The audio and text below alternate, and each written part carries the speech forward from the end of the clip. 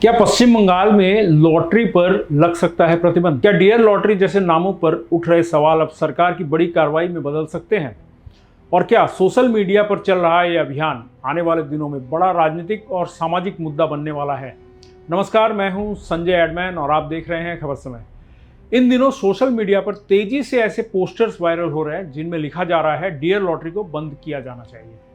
इन posters में lottery को गरीब और मध्यम वर्ग की आर्थिक बर्बादी का कारण भी बताया जा रहा है। कई लोग इसे सपनों का जाल कह रहे हैं तो कुछ इसे समाज में बढ़ती आर्थिक अस्थिरता और पारिवारिक तनाव की वजह मान रहे हैं। दरअसल लॉटरी के चक्कर में दिहाड़ी मजदूरों से लेकर नौकरी पेशा मध्यम वर्गीय परिवार तक आर्थिक रूप से भारी संकट में आते जा रहे हैं। लाखों जीतने के सपनों में लोग रोज हजारों गंवा रहे हैं। कई घरों में महीनों का बजट बिगड़ रहा है तो कहीं कर्ज और तनाव लगातार बढ़ रहा है।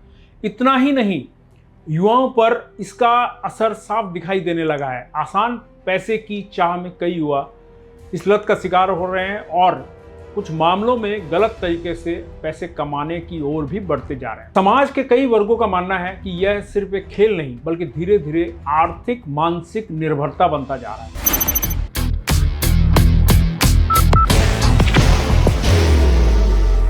There will only be one insignia. अब एक बात यह भी समझने की है कि भारत में लॉटरी की कानूनी स्थिति आखिर क्या है। आइए देखते हैं इंडिया टुडे की वेबसाइट पर प्रकाशित एक रिपोर्ट के अनुसार भारत में लॉटरी को लेकर क्या नियम है।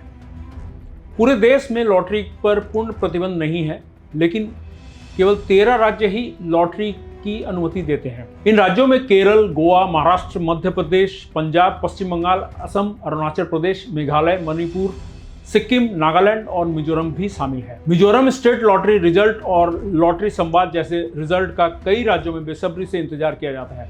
इसी तरह Nagaland state lottery, Sikkim state lottery और केरल लॉटरी भी लोगों के बीच काफी लोकप्रिय मानी जाती है। लेकिन दूसरी तरफ तमिलनाडु और कर्नाटक जैसे राज्य जो कभी लॉटरी के बड़े केंद्र माने जाते थे, अब पूरी तरह से इस व्यवस्था पर प्रतिबंध लगा चुके हैं। बताया जाता है कि लॉटरी पर प्रतिबंध लगाने की शुरुआत उस समय हुई जब सामाजिक कार्यकर्ताओं और संगठनों ने जुए की बढ़ती लत और परिवारों के आर्थिक रूप से बर्बाद होने को लेकर गंभीर चिंता जताई थी। हालांकि लॉटरी से राज्य सरकार को अच्छा खासा राजस्व प्राप्त होता है, लेकिन इसके सामाजिक दुष्प्रभाव इतने बड़े माने गए हैं कि कई राज्यों में इसे बंद करना ही बेहतर समझा गया। अब सबसे बड़ा सवाल यह है कि क्या प्रतिबंध वास्तव में प्रभावी साबित हुआ।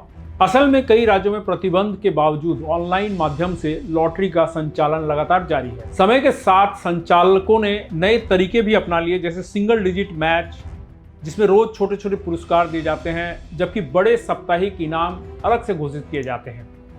इसके अलावा कई अवैध लॉटरी नेटवर्क भी गुप्त रूप से संचालित होने की बात सामने आती रही है। ऑनलाइन प्लेटफॉर्म और मोबाइल ऐप्स के जरिए इनकी पहुंच अब बहुत पहले से कहीं ज़्यादा व्यापक हो चुकी है।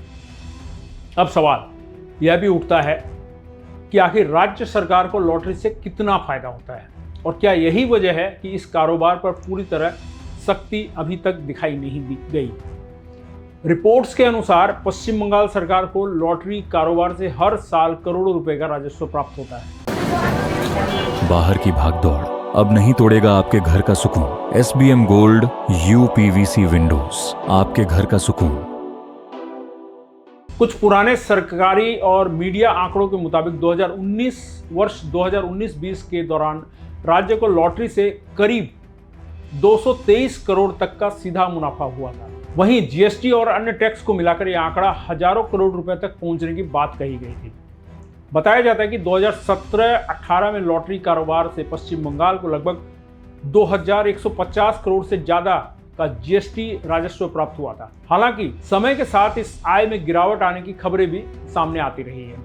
कुछ हालिया रिपोर्ट्स में दावा किया गया है कि राज्य की प्रत्यक्ष लॉटरी आय अब पहले की तुलना में काफी कम हो चुकी है।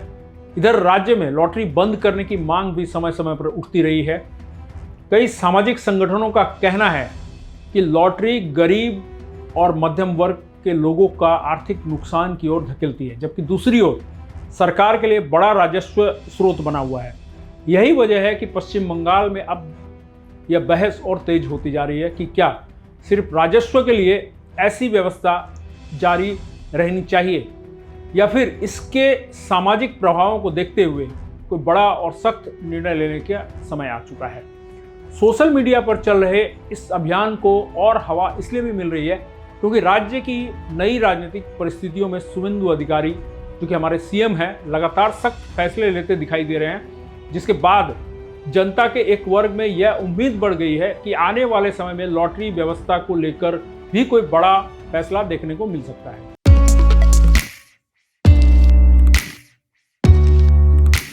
मनोकामना हॉस्पिटल, इस्कॉन मंदिर रोड, सेवक रोड, सिलीगुड़ी। हालांकि फिलहाल राज्य सरकार की ओर से लॉटरी बंद करने को लेकर कोई आधिकारिक घोषणा नहीं की गई है, लेकिन बड़ा सवाल अब भी वही है, क्या सरकार राजस्व के कारण लॉटरी व्यवस्था को जारी रखेगी या फिर जनता के दबाव और सामाजिक प्रभावों को देखते हुए भविष्य में कोई बड़ा फैसला लिया जा सकता है। फिलहाल सोशल मीडिया पे उठी यह बहस धीरे धीरे जन चर्चा का बड़ा विषय बनती जा रही है। तो ऐसे ही तमाम खबरों के लिए आप देखते रहिए हर समय खबर समय। धन्यवाद। Elevate your career at IIHM Siliguri, organizers of the International Young Chef Olympiad. Earn a degree with placements in France and Mauritius. Now in Kalimpong,